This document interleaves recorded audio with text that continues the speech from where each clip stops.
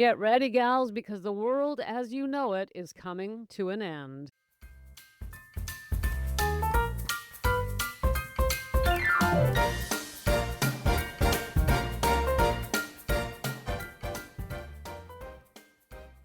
Hello and welcome to Sobriety Snippets for Ambitious Women Over 40. I'm Becca Jacobson, and I'm here to help you drop the wine and pick up conscious, happy living. Welcome to Snippet Land, gals. I got to tell you what happened. Okay, so I'm watching YouTube. I'm listening to some lectures from back in the 70s on YouTube, listening to this series. I don't have the, what do you call it? I don't know, the special license on YouTube that makes it ad-free. So I get ads, right? And you can't skip an ad for the first, what, is it 5 seconds or something? So when an ad comes on, I hear the first, 5 seconds or whatever it is. Well, I was just listening and this ad came on, and as soon as I heard it, I knew I had to come and tell you about it and do an entire snippet on what this woman said in 5 seconds. Here's what she said. Here's this woman looking very serious with a British accent, dressed professionally, no smile, looking directly into the camera. She's, I don't know, maybe in her 50s. I didn't stick around. I didn't watch anything past those first 5 seconds, but she looks directly into the camera and she says, "We are living through historically difficult times." And I tapped the skip and it was done. But in that moment, I thought, oh my God, there's a snippet for you. Gals, what the hell is with the catastrophizing? Why do people want to scaremonger? When you hear something like that, we are living in historically difficult times. What do you think when you hear that?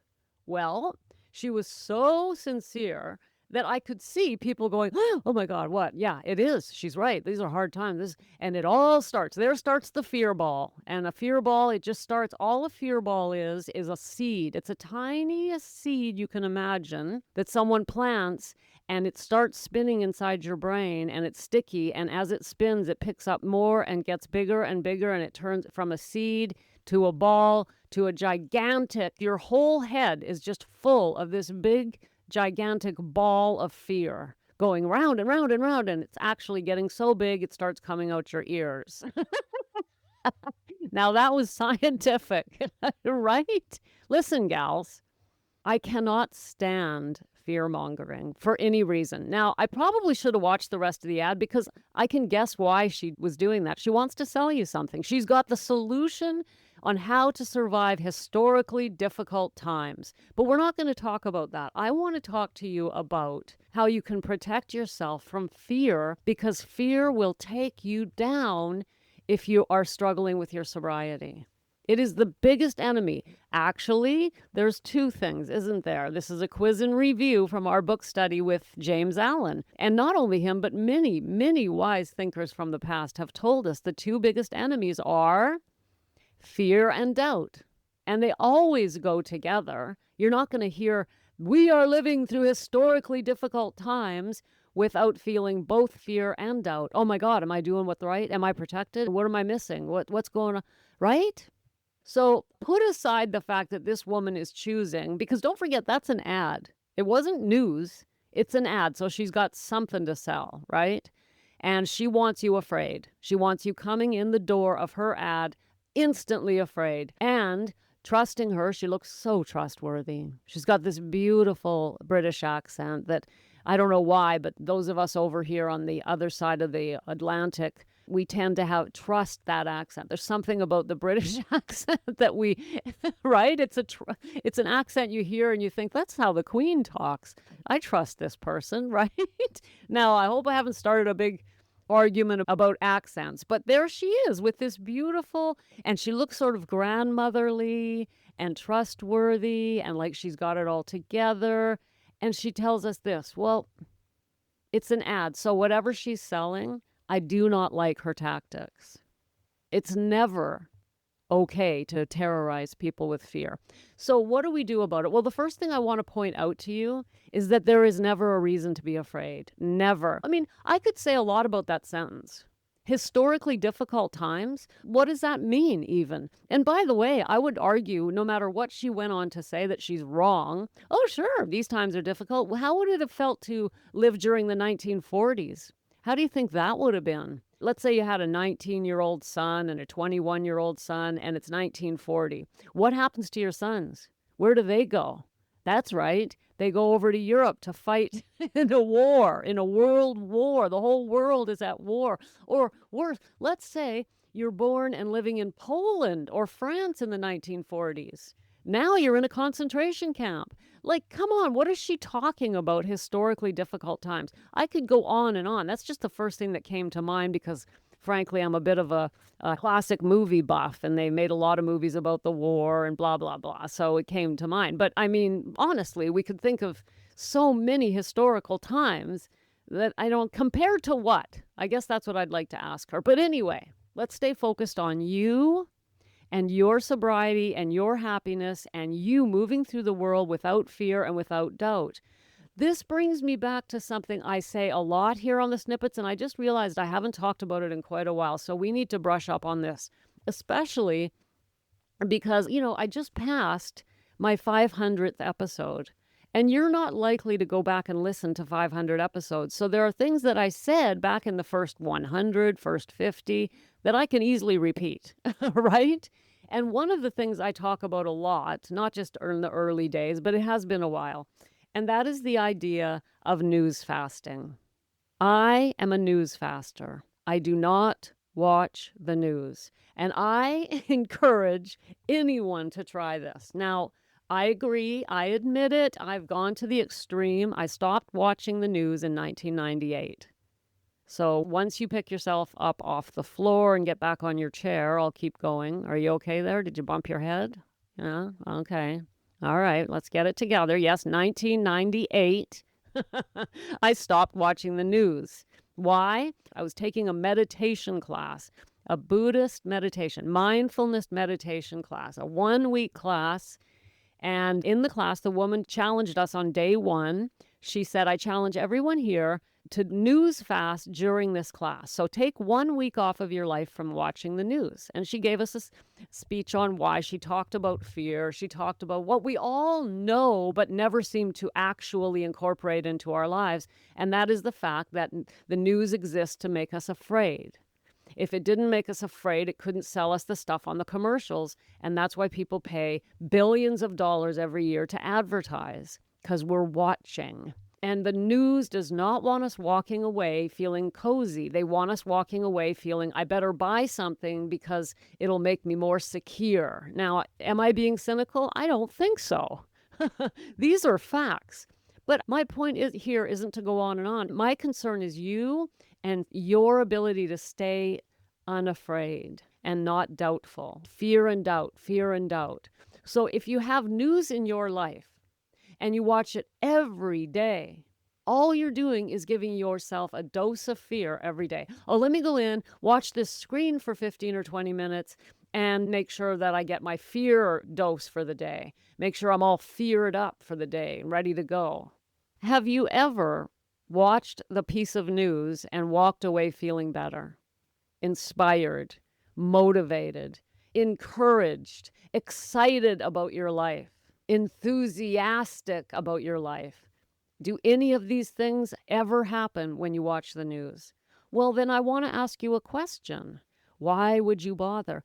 I want you feeling enthusiastic, inspired, motivated, confident for your life, the life you are building, because we've decided here in Snippet Land, you and I, that for us, 40 plus women, we're going to make this the best down era of our lives, the best chapter of our lives. Whether you're 40, 50, 60, you're with me. And that's what we're building here. And a life that has a constant stream of fear-mongering coming into it through the news or advertising is going to be lacking in the happiness that it's just not going to get you where you want to go.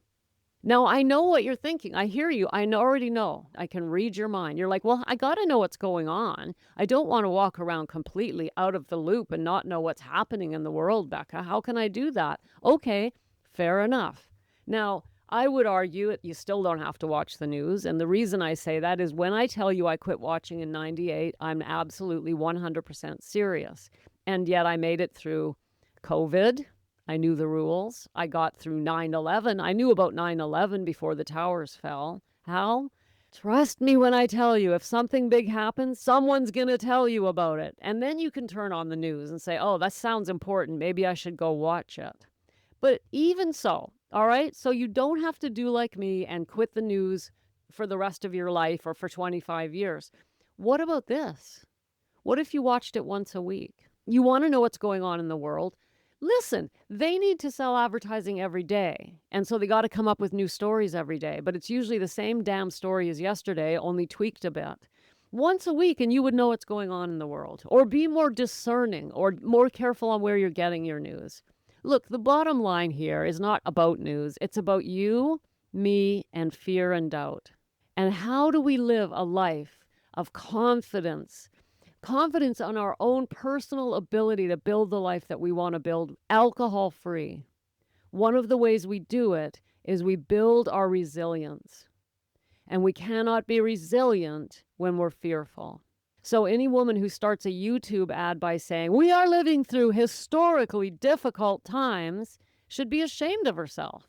But more than that, it's not their fault. They're just doing what they do, aren't they? The advertising world exists. We can't blame others. Remember, we don't blame others here. We take 100% responsibility. So believe me, I am not saying we have a common enemy here and that's the news. No, because you and I take responsibility and we have a choice. We can watch it or not watch it. Nobody is holding you down and forcing you to watch it. Now, I will admit this again, right? I want to watch a YouTube video. I didn't want to pay for the upgrade, and so I end up getting 5-second ads. So you're going to see stuff, right? You're scrolling on social media. The ads just come up. You don't have a choice. So do fearful pieces of news and information. It just pops right up on your feed. But did you know that you can curate your feed on social media? When an ad comes up that you don't like the type of topic, let's say it's blatant fear-mongering, you can let the algorithm know, I don't want to see ads like this anymore. You just tap the X in the corner, and then a little question will come up, and it'll ask you, tell us what went wrong. It depends on what platform you're on, but you can curate the actual ads you see. They want you to see ads that you want to see. They don't want you scrolling right past the ads. So they're helping you to curate your choices. Be more mindful of what you're allowing through your eyes into your mind, because what goes into your mind is your life. It creates everything. It creates emotion, the actions you will take, and thereby builds your whole world. And we know that because of the study we're doing on Mondays right now.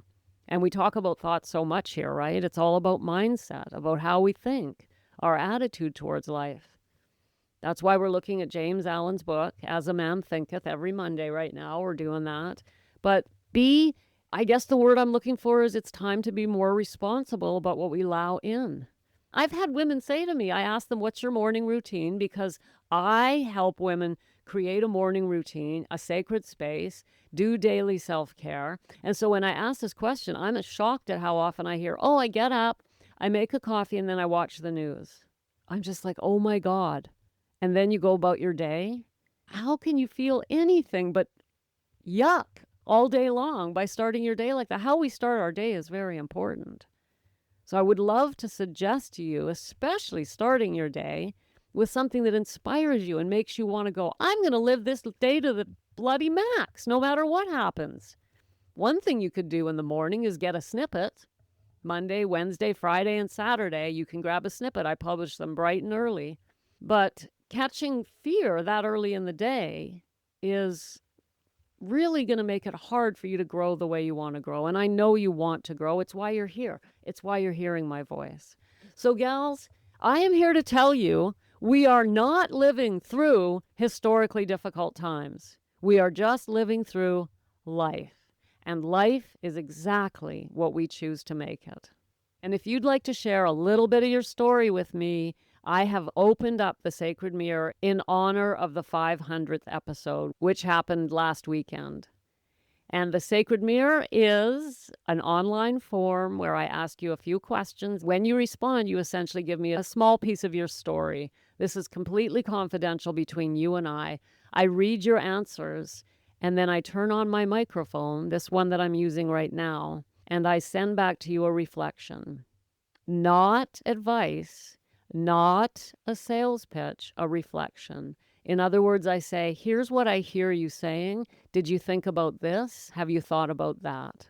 We often can't even see ourselves, and it doesn't take a lot for an objective second person to see what we can't see. It's called the blind spots, and we all have them, myself included. That's why I have a coach. I need someone to help me see those blind spots. I'm not going to walk through this world trying to advise other women and do the work that I do and not have somebody walking the path with me who knows me well enough to say, Becca, did you notice this or that? Because I have as many blind spots as anybody. It's the way we're made. Anyway, that's what the Sacred Mirror is for. It's simply a reflection. And today you're invited to go ahead and give yourself a chance to be heard. Go to the show notes, tap that link, give me a little bit of your story, and I'll turn on my microphone just for you. Thanks for popping in. Be sure to come back next time so I can keep your head on straight. Sending you buckets of love.